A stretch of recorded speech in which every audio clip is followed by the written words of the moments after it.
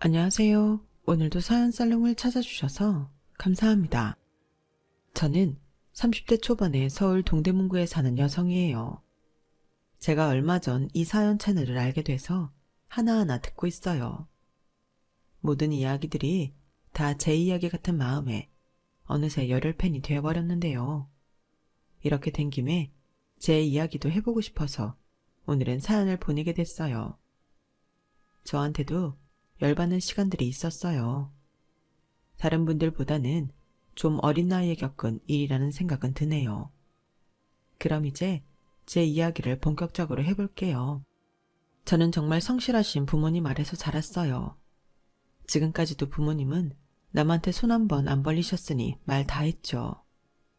두 분 다 자수성가하셨기 때문에 힘든 사람들 심정도 잘 아셔서 봉사활동도 열심히 하세요. 그렇게 평생을 낭비하는 시간 없이 사신 부모님을 저는 정말 자랑스럽게 생각하고 있어요. 부모님이 저한테 늘 입버릇처럼 당부하신 말씀이 있어요.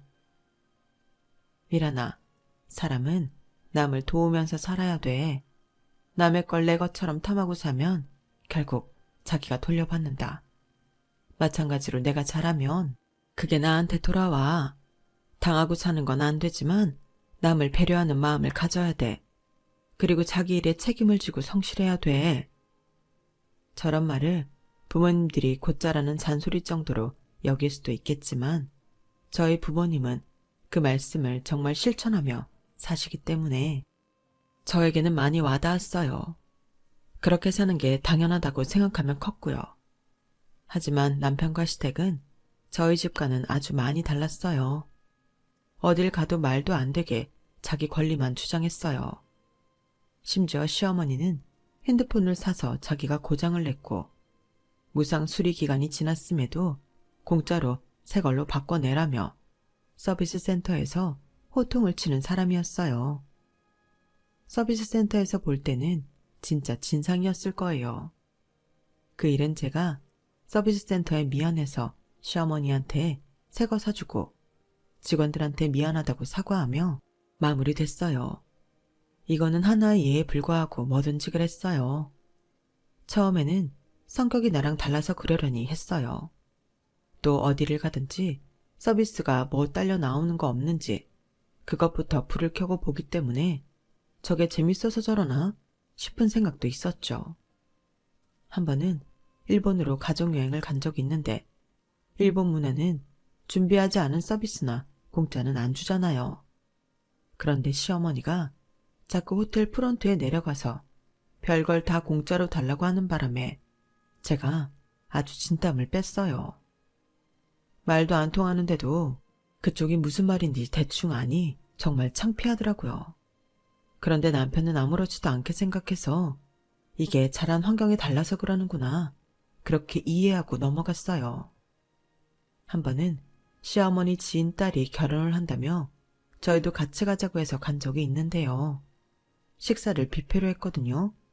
그런데 남편도 그렇고 시어머니 시동생까지 접시에 잔뜩 음식을 쌓아서 테이블에 놔두고 또 다른 접시 들고 가서 음식 잔뜩 퍼오는데 저는 먹지도 않았는데 질리는 거 있죠. 저도 그렇고 저희 가족은 뷔페에 가도 자기가 먹고 싶은 걸 적당히 갖다 먹었기 때문에 이렇게 뭐든 다 많이 퍼다 놓는 건 무슨 드라마에서나 봤지 제 눈으로 본 건 처음이었어요. 그런데 시어머니가 저를 보더니 이렇게 말하더라고요. 얘, 너는 어째 그렇게 깨작거리고 있냐? 내가 축의금 낸 게 있는데 그거 뽕은 뽑아야지. 얼른 먹고 더 갖다 먹어라. 저기 음료수도 종류별로 있어. 그것도 다 가져오고. 제가 입맛이 별로 없네요, 어머니. 그리고 이 정도면 축의금 값은 되지 않을까요? 그러자 이번에는 시동생이 한마디 하더군요. 형수, 우리가 더 많이 얻어가야지. 와서 그럼 딱 돈 낸 만큼만 먹어요. 원래 뷔페는 이러라고 만든 거예요. 내는 돈보다 더 많이 먹어라 하는 거죠. 평소에 뷔페 안 가봤어요? 뭐, 뷔페를 그렇게 좋아하지는 않아서요. 그건 그럴 수 있다 치고 그래도 왔으면 본전 이상은 뽑아야죠. 아, 형은 형수 이럴 때 안 답답해? 그냥 사는 거지 뭐. 어떻게 다 내 마음 같겠냐? 라는 남편의 말에 저는 살짝 기분이 안 좋더라고요. 이건 무슨 제가 마음에 들지 않지만 그냥 살아준다 이런 거 같잖아요. 결혼하고 몇 달 되지도 않았는데 저는 할 만큼 한다고 시댁 가족하고 같이 해외여행도 가고 시어머니가 부르는 행사는 빠지지 않고 가려고 노력했는데 그런 식으로 말했으니까요. 하긴 남편은 제 기분을 알아줄 여유가 없어 보였어요. 접시를 비우기 바쁘게 또 일어나서 음식을 잔뜩 담아오는데 평소에는 많이 먹지도 않는 사람이 이럴 때 먹으려고 일부러 덜 먹는 건가 싶을 정도였어요. 솔직히 그런 남편과 시댁 식구가 좀 창피하다는 생각도 들었어요. 결혼 전에는 이런 모습을 본 적 없어서 남편이 낯설기도 했고요. 결혼식 뷔페 일은 별거 아닌 것처럼 보일지 모르지만 저는 남편의 본 모습에 대해 다시 생각해 본 계기가 되었어요. 그러다 문득 시어머니랑 마트에 갔을 때 군만두며 피자며 고기며 종류를 가리지 않고 1+1을 집어넣으면서 홍보 직원들한테 더 달라고 때리쓰던 모습이 떠올랐어요. 아무래도 이게 이 집안 본 모습 같다는 생각에 약간 당황스럽더라고요. 저희가 너무 억척스럽게 살지 않아서 이게 낯설게 느껴지나 하며 저 스스로를 납득시켜 보려고 애를 썼죠. 같은 대한민국에 산다고 집마다 다 문화가 같겠어? 우리랑 다르다고 틀린 건 아니잖아. 그렇게 혼자 중얼거렸는데 남편은 기어이 밤에 배탈이 나서 방바닥을 대굴대굴 굴렀고 저는 그 새벽에 편의점 돌아다니며 이것저것 약을 사느라 아주 고생을 했어요. 그러게 아무리 본전 뽑는다고 무조건 넘치게 많이 먹으면 어떡해. 적당히 했어야지. 이게 다 누구 때문인데 미란이 너 때문이잖아. 네가 많이 안 먹으니까 네가 먹을 양까지 내가 챙기느라 이렇게 된 거지. 누가 무조건 넘치게 먹었다는 거야. 남편은 제 말에 기분이 상했는지 발끈하며 자기가 탈난 걸 제 탓으로 돌리더라고요. 하도 어이가 없어서 더는 대꾸도 하지 않았는데 이게 시작이었어요. 시간이 지날수록 남편의 본 모습은 연애할 때와 완전 다른 사람이었어요. 이 인간은 자기 돈 쓸 때는 절대 비싼 걸 사지 않았어요. 아무리 할인 행사에 쿠폰이 있어도 그건 자기 쓸 것만 샀고요. 집에서 같이 쓸 거는 탁자 하나도 제일 싼 것만 사서 결국에는 너무 물건이 후져서 버리고 제가 다시 사곤 했죠. 제가 무조건 싼 걸 산다고 뭐라고 하는 게 아니에요. 제 값을 하는 물건이면 저도 좋다고 하죠. 그리고 자기 개인적인 물건들만 야무지게 할인 쿠폰에 카드 할인 여러 가지 해서 저렴하게 좋은 걸 사니 너무 얄밉더라고요. 게다가 제 돈으로는 뭐든 거창하고 비싼 것만 샀으니까요. 에어컨하고 냉장고를 살 때도 그랬어요. 저는 아무리 봐도 돈에 비해 너무 비싼 것 같아서 그보다는 좀 저렴하지만 괜찮은 브랜드 걸 사자고 했죠. 이건 처음 나와서 그런 것도 있고 워낙 유명한 회사 거라서 더 비싸게 받는 것 같아. 여기 이게 비싼 성능인데 가격도 더 괜찮고 쓰기도 편할 것 같아. 리모컨도 간단하고. 미란아, 너 이런 거 살 때 궁상 좀 떨지 마. 집에 놓는 큰 가전제품은 집에 오는 손님들도 다 보는데 제일 유명하고 비싼 걸 놓아야 좀 가오가 서지 않겠냐? 쓰다가 불편하면 중고 내다 팔아도 돈도 더 받잖아. 나는 여기 이 브랜드 아니면 안 살 거야. 난 타협 못해. 무슨 애도 아니고 이렇게 무작정 고집을 부렸고 제가 그래도 망설이고 있으니 제 카드를 획 채가서 자기가 직원한테 가서 계산해 달라고 했어요. 이런 식으로 남편은 집에서 쓰는 물건들은 전부 제 카드로 당시 제일 비싼 것만 샀죠. 자기 돈으로 산 건 침대 옆에 놓는 스탠드나 토스터 정도였네요. 나머지는 다 자기 혼자 쓸 거였고요. 이 남자가 지 혼자 쓸 것만 괜찮은 걸 샀다고 몇 번씩 말하는 게 제가 정말 지금 생각해도 분이 안 풀리는 데가 있어서 그래요. 물론 점점 잊어버리고 있기는 하지만요. 당시에는 제가 이 남자랑 평생 살 거고 이것도 성격 차이라면 서서히 맞춰가면 된다는 어리석은 생각에 남편한테 끌려다니며 비싼 걸 전부 제 돈으로 샀어요. 시어머니 역시 백화점에 살 게 있으면 저를 꼭 불렀고 저를 짐꾼 취급하면서도 전부 제 카드로 결제했어요. 자기 돈 주고 사는 거요? 그거 동네 마트에서 팔아도 할인 행사 안 하면 절대 안 사는 사람이었어요. 제가 시댁 동네에 있는 시장을 가보고 느낀 건데 거기 장사하는 분들도 시어머니를 좀 싫어하는 눈치였어요. 요즘은 시장도 거의 정찰제이고 카드 받는데 자기는 1,000원, 2,000원도 카드 계산하려고 들면서 꼭 뭐 하나씩 더 얹어달라고 하니 누가 좋겠어요.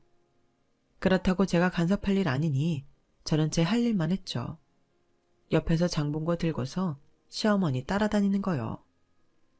제가 그렇게까지 멍청하게 굴었던 건 어린 나이에 세상 물정을 너무 몰라서 그랬던 것 같아요.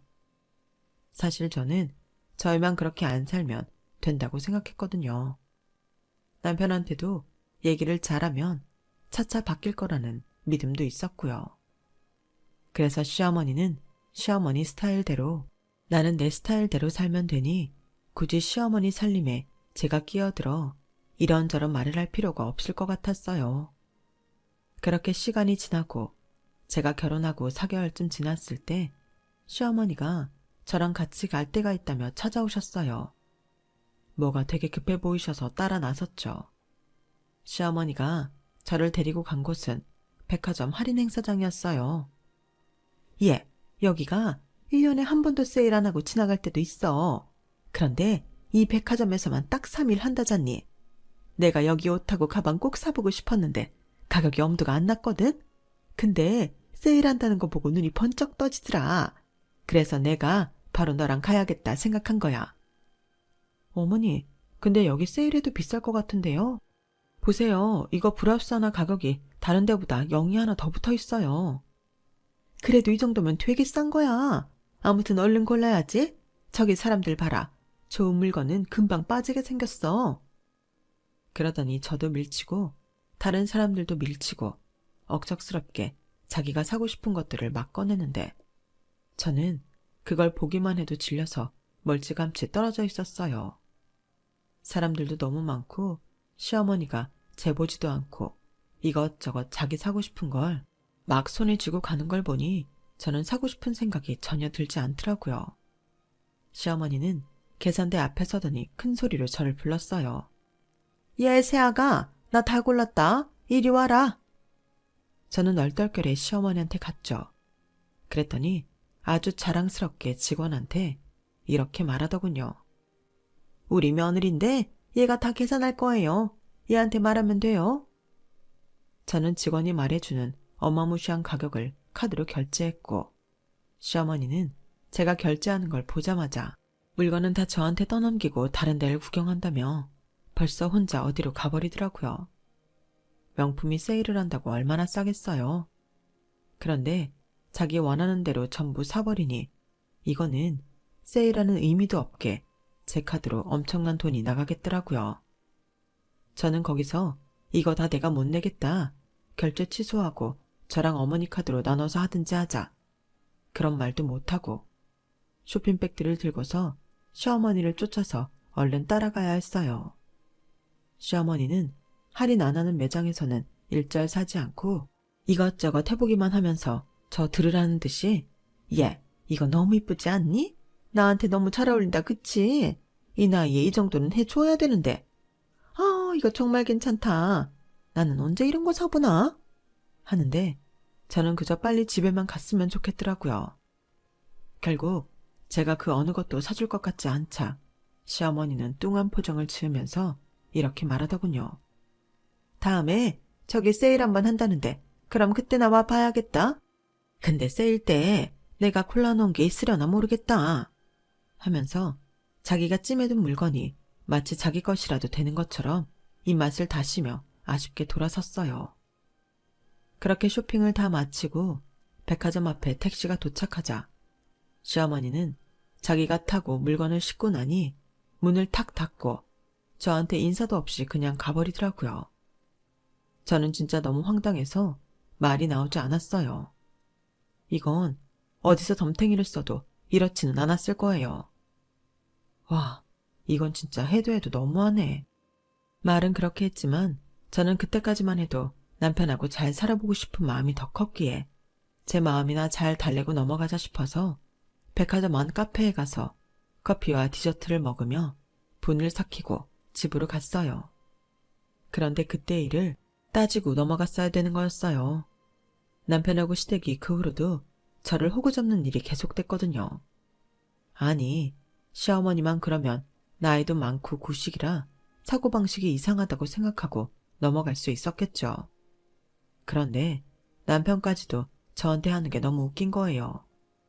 자기가 계산을 해야 되면 할인 쿠폰 없으면 카페도 가려고 하지 않으면서 제가 돈 낸다고 하면 어디서 비싼 고급 카페나 레스토랑은 잘도 찾아냈거든요. 그럼에도 저는 남편을 이해해 보려고 많은 노력을 했어요. 그리고 저도 제가 계산할 때에는 할인 쿠폰 있는 데를 가겠다고 했죠. 야, 어쩌다 한 번 가는 건데 꼭 그렇게 할인 쿠폰 되는 데만 가려고 하냐? 오빠도 꼭 할인 쿠폰 있는 데만 가면서 그래. 너 지금 나한테 말 대답하는 거야? 그래서 내가 잘못했다는 거야? 저는 남편이 갑자기 소리를 버럭 지르는 바람에 놀라서 대답을 못했어요.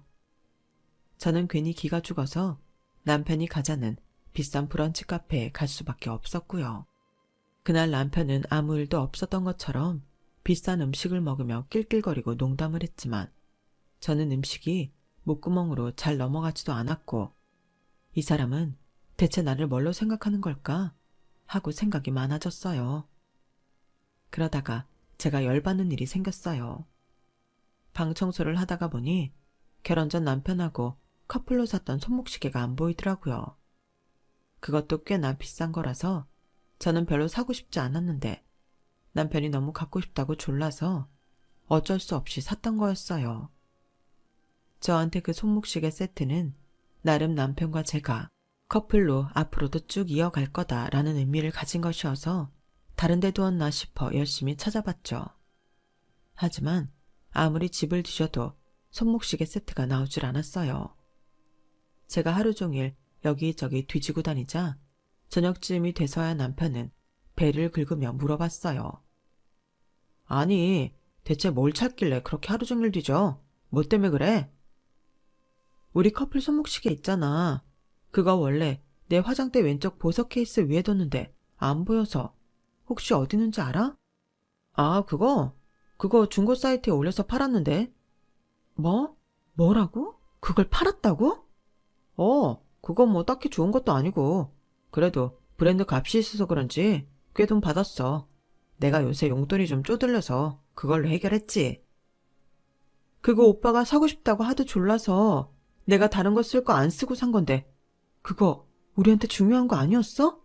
커플된 기념으로 사고 싶다고 했던 거잖아. 근데 우리 결혼했잖아. 더 좋은 시계도 있고 이제 그거 뭐 더 필요해? 잘 하지도 않는데 너도 안 하고 다니잖아. 야, 내가 그거 돈 잘 받아서 용돈으로 잘 쓰면 그것도 좋은 거 아니야? 좀 좋게 생각해. 뭐 그런 거 갖고 징징대. 남편한테는 저희의 추억 같은 것도 안중에 없어 보였어요. 그저 그게 자기한테 돈이 되면 장땡이더라고요. 그러고 보니 남편이 연애할 때 저보고 사달라고 졸라서 샀던 것들을 이래저래 많이 없앴더라고요. 아마도 커플 시계처럼 중고시장에 내다 팔았겠죠. 시어머니는 더하면 더했지 덜하지 않았어요. 한 번은 주말에 남편하고 같이 시댁에 갔는데 처음 보는 반지를 끼고 있더라고요. 어머니, 그 반지 처음 보네요. 잘 어울리는데요. 이거 내 5만원짜리 실반지 24K라고 속여서 친구랑 바꿨잖아. 너무 잘했지? 이게 내 손가락에 있으니 이렇게 이쁘지? 아무 손이나 있으면 이뻐 보이겠니? 보석도 이게 다 주인이 있는 법이야. 그 반지 자체가 비싼 건 아니었지만 그래도 실반지를 24K라고 속여서 큐빅이 예쁘게 박힌 고급스러운 반지를 자기가 갖다니 정말 뭐라고 한마디 하고 싶은 걸 꾹 참았어요. 거기에 남편도 시어머니한테 맞장구를 치고 있었고요. 어우, 잘했네. 엄마, 저번에 미란이랑 백화점 가서 샀던 가방 있잖아. 그거 요새 팔면 돈 더 받는데. 어머, 그래? 당장 팔아야지 그럼. 어디서 그렇게 팔아? 내가 가르쳐 줄게. 일단 내가 핸드폰으로 앱을 열고 이거 사진 찍은 걸 여기다 등록하면 돼. 제가 옆에 있는 것도 잊어버린 것처럼 남편과 시어머니는 머리를 맞대고서 가방을 비싸게 팔겠다고 난리였어요. 저는 완전 빈정상해서 그날 집에 돌아와 남편한테 따졌어요. 오빠랑 어머니는 왜 내 돈 주고 산 걸 자꾸 그렇게 팔아? 그럴 거면 왜 사달라고 한 거야? 아니, 어머니는 사달라고 한 것도 아니고 자기가 그거 너무 갖고 싶었는데 할인한다고 무조건 나 데려가서 결제하게 만들더니 그걸 판다고? 야, 일단 사줬으면 그 사람 마음 아니냐? 네가 돈 냈다고 그 후에 어떻게 하는지 그것도 간섭하려고 해? 그건 아니지. 그리고 엄마가 그 가방 하나만 파는 건데 뭘 그렇게 난리를 쳐. 그렇게 저희가 말다툼을 하고 있는데 시어머니가 남편 핸드폰으로 전화를 했더라고요. 남편은 짜증을 내며 전화를 스피커폰으로 받았어요. 왜? 뭐 때문에 오자마자 전화야? 너는 뭘 그리 성을 내니? 엄마가 아들한테 전화도 못해? 아니, 나 다음 주에 여행 가잖아. 새애기가 저번에 사준 옷 중에 하나 10만 원 얹어서 팔아먹은 게 있거든? 근데 그게 여행 갈 때 딱인 옷인데 말이야. 그래서 말인데 요새 새애기 기분 어때? 걔가 요즘 좀 분위기 딱딱해서 백화점 가자고 말을 못하겠더라고. 그래서 너한테 물어보는 거야. 별일 없지?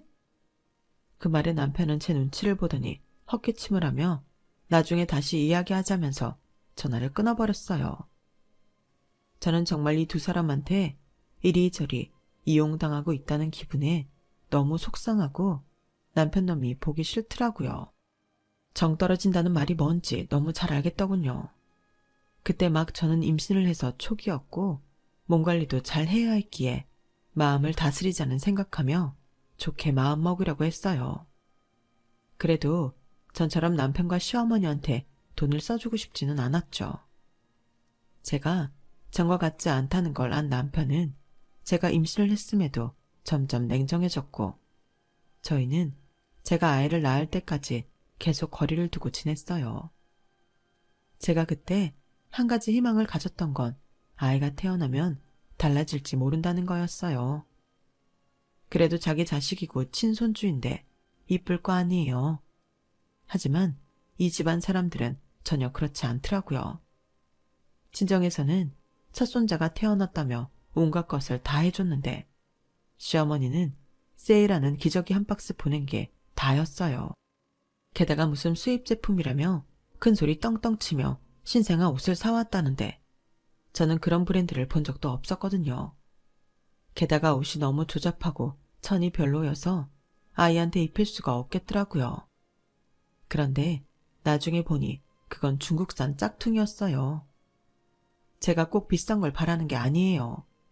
제가 속상했던 건 첫 아이 태어난 선물에 저를 속이기까지 하면서 어떻게든 싼 걸 사서 보낸 거, 그거였어요. 그리고 저렴해도 괜찮은 물건 사면 안 되나요? 꼭 무슨 브랜드를 바라는 게 아닌데 왜 짝퉁을 사주냐고요. 저는 도저히 가만히 있을 수 없어서 시어머니 왔을 때 한마디 했어요. 어머니, 첫 손주인데 어떻게 짝퉁을 땡땡 브랜드라고 속이세요? 어머니는 항상 백화점 가서 제일 비싼 것만 사시면서 제 자식한테는 어떻게 이러시는 거예요? 너 몰라서 하는 소리다. 아기라고 아무것도 모르는 줄 알지? 아니야. 키울 때 절약하고 경제관념 확실한 애로 키우려면 이렇게 저렴한 물건 사서 키워버릇해야 돼. 엄마가 애를 어떻게 키우느냐에 따라 애 인생이 바뀌는 거야. 나는 다 뜻이 있어서 그렇게 한 건데 넌 내가 무슨 잘못이라도 한 것처럼 눈에 불을 켜고 대드냐? 애 그렇게 키우는 거 아니다.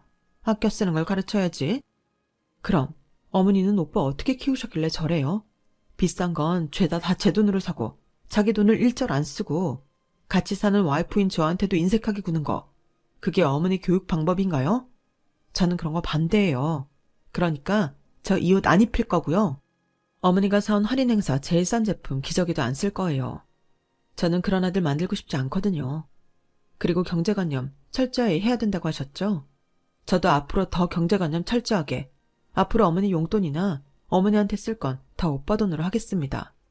제 돈에서 나가는 거 일절 없을 거예요. 저는 우리 아들 키워야죠. 그렇게 시어머니와는 얼굴을 붉히며 이야기가 끝났고 그 후로 시어머니는 제가 산후조리원에서 나올 때까지 한 번도 찾아오지 않았어요. 남편도 제대로 들여다보지 않아서 서러운데 정말 너무 속상했고 괜히 결혼했다는 생각만 들었어요. 그래도 아이가 태어났는데 이혼 같은 건 생각하지 못했죠. 하지만 진짜 열받는 일은 그 다음에 일어났어요. 제가 아들을 낳았을 때 이모들이 돈을 모아서 저한테 300만 원을 보내줬어요. 아이 태어나고 필요한 거 사는데 보태라고요. 그런데 제 통장을 확인했는데 딱 그 300만 원이 빠져나간 거예요. 저는 돈을 인출한 적이 없는데 어떻게 된 거지? 너무 당황스럽기만 했어요. 그러다가 제 통장과 저와 남편의 공동생활비 통장의 비번이 같다는 사실을 깨달았어요. 처음 공동생활비 통장 만들 때 제가 비번을 정했으니까요. 그걸 혹시 남편이 알고 있었던 건지 의심스러웠죠. 저는 남편이 퇴근하고 오자마자 제 통장에서 돈을 뺐는지 물어봤어요. 그랬더니 이 남자 아주 태연하게 그렇다고 하더군요. 엄마가 앞으로 민준이 봐주신대. 그러니 한 달에 300쯤 줬으면 좋겠다고 하시더라고. 그걸 나한테 한마디 상의도 없이 정해? 그리고 돈을 줄 거면 오빠 통장에서 주지. 왜 내 통장에서 뽑아? 내 통장 비번을 왜 눌러보냐고? 제가 소리를 지르자 남편은 어이없다는 듯 눈을 부릅떴어요. 아이 깜짝이야. 나 귀 안 먹었어. 왜 소리를 지르고 그래? 야, 나 돈 없어. 그리고 애 키우는 건 엄마가 해야 되는 거잖아. 그걸 우리 엄마가 도와주신다고 하니 당연히 네 돈으로 해야지. 너 진짜 그렇게 나올 거야? 어? 막 나가자는 거야? 뭐? 뭐? 막 나가는 건 미란이 너잖아. 어디다 대고 너야?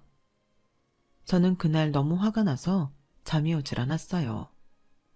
남편은 아이가 온다며 방에도 안 들어오고 거실에서 잤고요.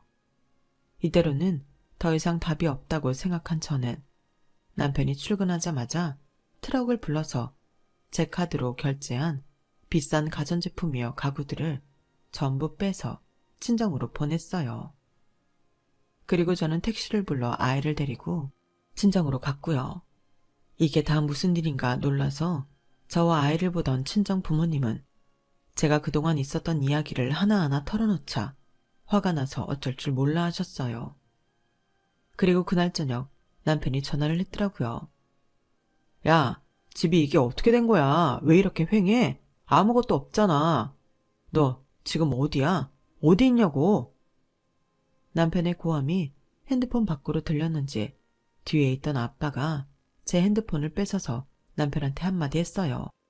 자네는 자네 아들 낳은 아내한테 그렇게 소리를 지르는 게 맞아?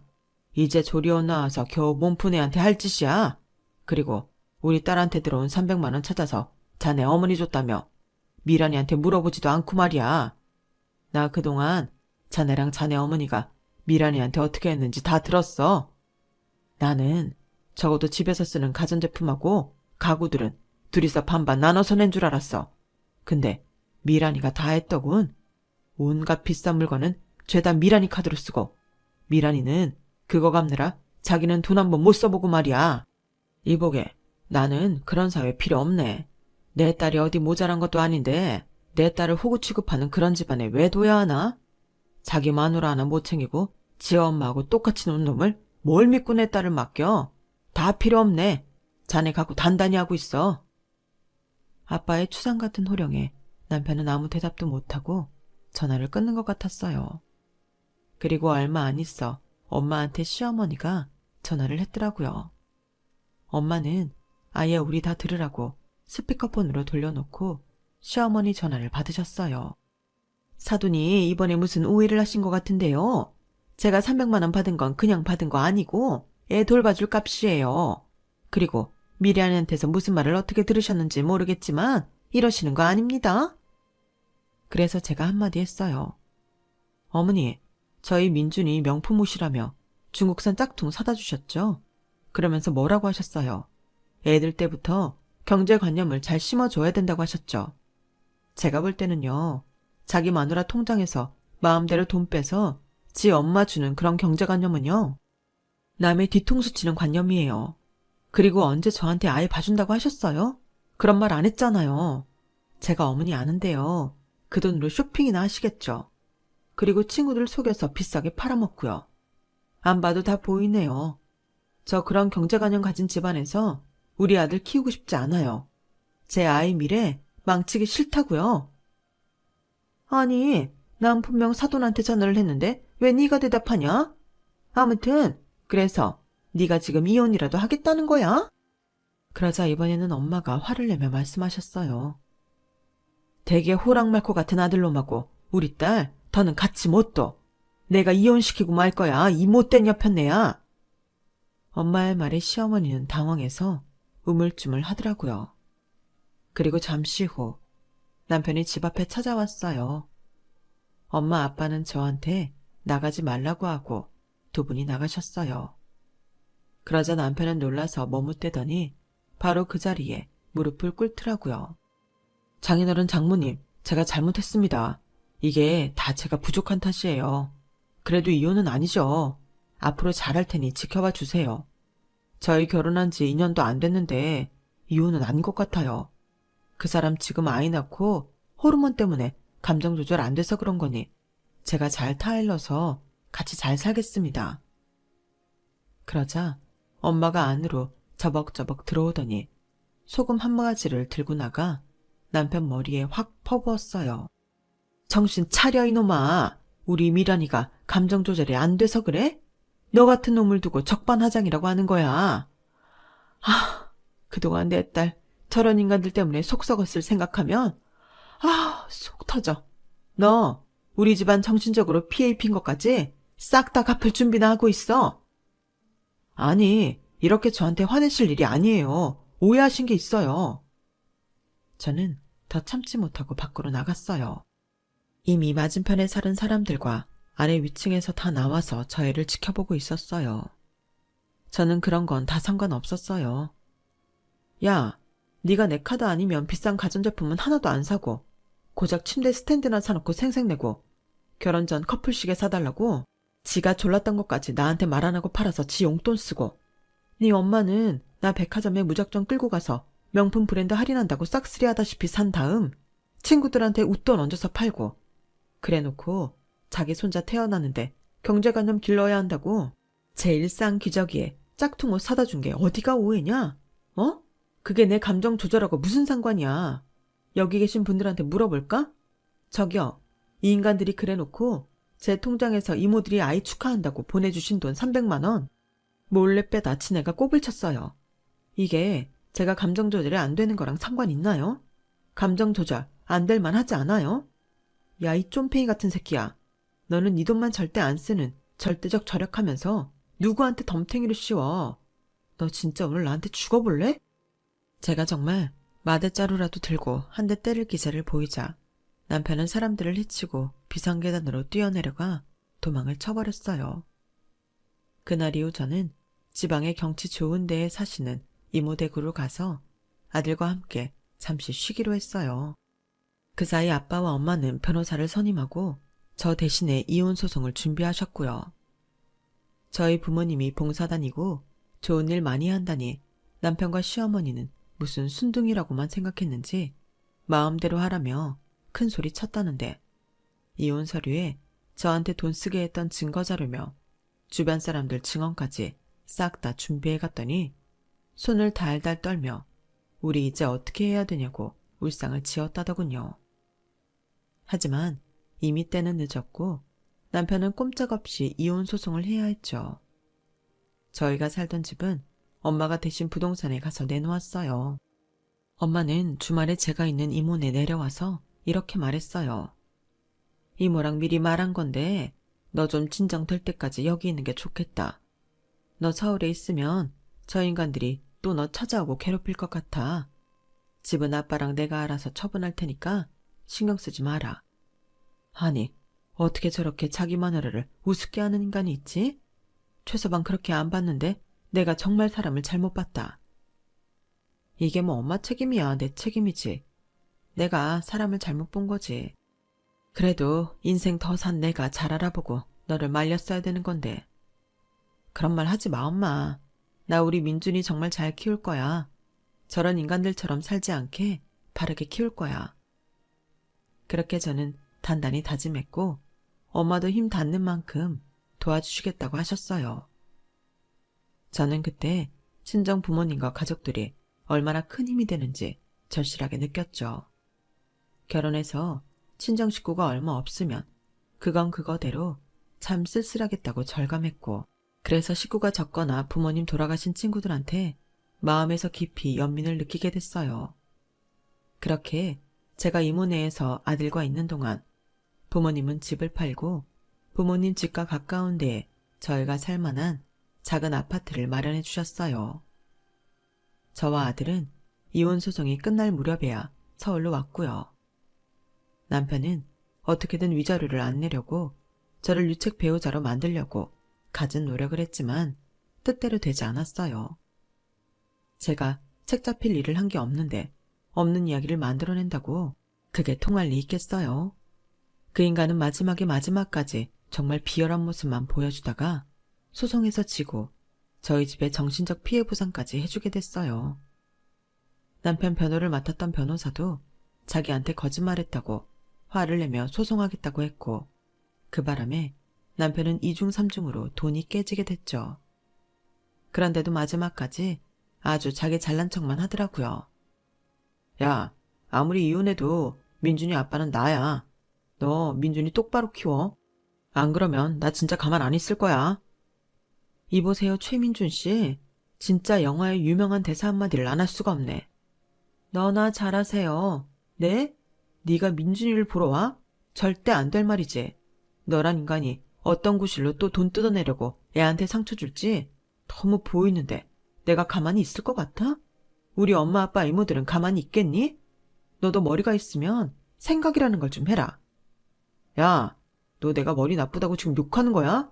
이혼했다고 그렇게 막말해도 되는 거야?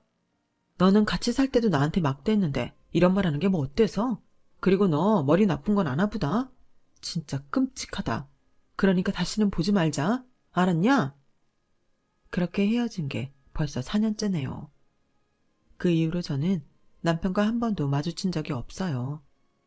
남편 놈은 우리 집 근처에 찾아오고 싶어도 부모님이 무서워서 못 그럴 거예요. 저희 아파트 바로 건너편 단지에 부모님이 사시거든요. 아이는 부모님과 이모들, 또 다른 친척들 사랑 받으며 예쁘게 잘 크고 있어요. 저는 비교적 젊은 나이에 큰일을 겪고 싱글맘으로 아이를 키우고 있지만 뭐 그래도 괜찮아요. 아이도 있고 부모님 건강하시고 제 앞에 있는 좋은 것만 생각하기로 했거든요. 이러다가 좋은 인연 있으면 만나면 되죠. 언젠가는 그럴 날이 오겠죠. 그때까지 저 많이 응원해주세요. 그럼 제 긴 이야기 들어주신 모든 분들 건강하세요. 감사합니다. 여러분, 사연 댓글에 응원과 현명한 조언 부탁드려요. 좋아요와 구독은 저에게 큰 힘이 됩니다. 오늘도 좋은 일 가득하세요.